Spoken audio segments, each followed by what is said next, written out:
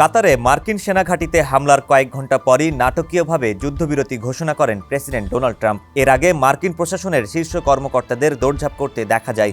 Trump কর্মকর্তাদের সঙ্গে দীর্ঘ বৈঠকেও মিলিত হন। হঠাৎ যুদ্ধবিরতির ঘোষণা কেন এলো, নেপথ্যে কি ঘটেছিল তা উঠে এসেছে গতকাল বুধবার প্রকাশিত সিএনএনের এক বিশ্লেষণে।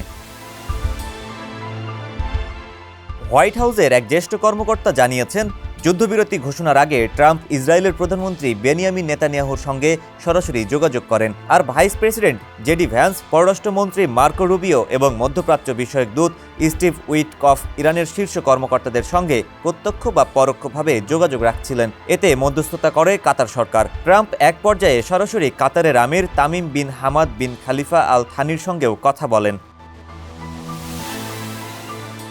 ইরানের পারমাণবিক স্থাপনায় মার্কিন হামলার প্রায় ৪৮ ঘণ্টা পর তেহরান কাতারের মার্কিন ঘাঁটি আল উদাইদে হামলা চালায়।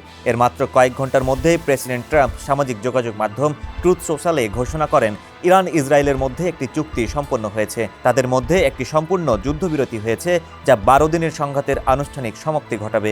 যদিও যুদ্ধবিরতি ঘোষণার পরও দুই দেশের পাল্টাপাল্টি অভিযোগে একটি অনিশ্চিত পরিস্থিতি তৈরি হয়।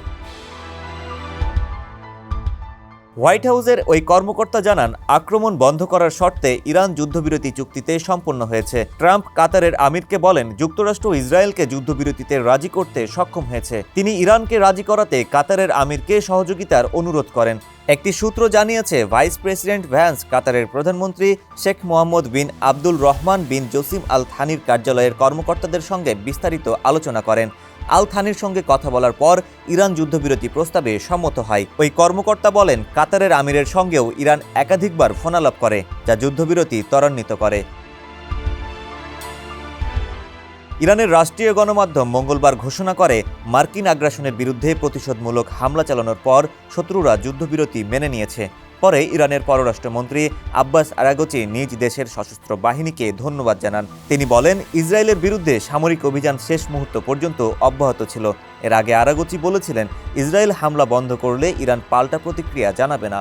গত সোমবার রাতে ট্রাম্প দাবি করেন, যুদ্ধবিরতির জন্য ইসরায়েল ও ইরান তার সঙ্গে যোগাযোগ করে। যুদ্ধবিরতি চুক্তি ঘোষণার কয়েক ঘণ্টা পরেই ট্রাম্প ট্রুথ সোশ্যালে একটি পোস্টে বলেন, দুপক্ষ প্রায় একই সময়ে আমার কাছে এসে বলেছে তারা শান্তি চায়। আমি জানতাম এখনই সময়। বিশ্ব ও মধ্যপ্রাচ্যই আসল বিজয়ী। উভয় দেশই ভবিষ্যতে পরস্পরের প্রতি শান্তি সমৃদ্ধি দেখতে পাবে। এর আগে ইসরায়েলের সেনাবাহিনী দাবি করে, ইরান থেকে ক্ষেপণাস্ত্র ছোড়া হয়েছে এবং প্রতিরক্ষা ব্যবস্থা জোরদার করা হয়েছে। হোয়াইট হাউসের দাবি, ইরানের পারমাণবিক স্থাপনায় হামলার কারণেই যুদ্ধবিরতি চুক্তি সম্ভব হয়েছে। কূটনৈতিক সূত্র সিএনএনকে জানিয়েছে, প্রতিশোধমূলক হামলা তেহরানকে আলোচনায় ফিরে আসার জন্য টনিক হিসেবে কাজ করবে।